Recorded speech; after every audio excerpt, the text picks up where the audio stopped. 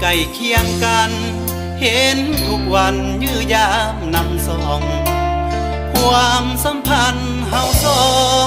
ผู้ใดก็ยอมว่าเหมาะสมกันน้องเป็นแหงใจเจ้าก็บอกอายคือคนสำคัญฟังอีกบ่ดนบ่นานสิมีข่าวงานสองเฮามันมา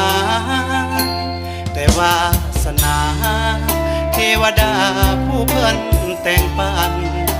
ขีดเส้นให้เฮาหากันแล้วกำหนดวันให้ต้องแยกไปข่าวน้องแต่งงานแบบกระทันหันเกือบหัวใจวายน้องมาบอกให้อายทำใจมืองานจังใดไปน้องอายน้องงานแต่งเนื้อนวลหมู่ขาวส่วนนางเฝ้าปิ้งซีนปิ้งน้ำตกเตดังหินหินอายบอกกล้ากินยานซีนขาคอปิ้งเสือห้องให้ผู้ใดผู้ใดก็ว่าแซ่บน้องเสือบ่ได้ห้องให้ดอกน้องอายนี่ละบอกคนน้ำตาไหลนั่งสัตว์เบียร์ลาวพาเหล้าขาวเบิดไปหลายแก้วเมาส่งน้องเอาบุญเอวจบสิ้นแล้วความฝันสลายเบิ่งปิ้งน้ำโตเหมือนหัวอกของอายซ้ำในสิ้นตอนน้อยขาวพองนวลใหญ่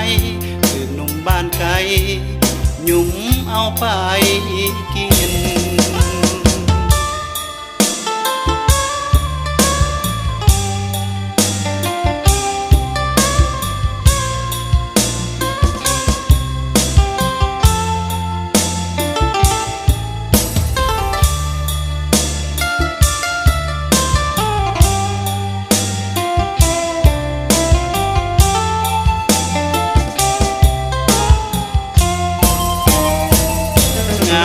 แต่งเนื้อนวลหมู่ขาวส่วนนางเฝ้าปิ้งซีน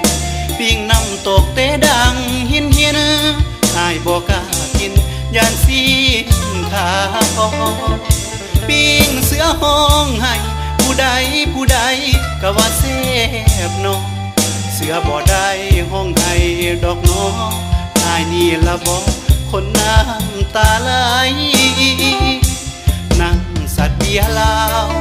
พาเหล้าขาวเบิดไปหลายแก้วเมาส่งน้องเอาบุญเอว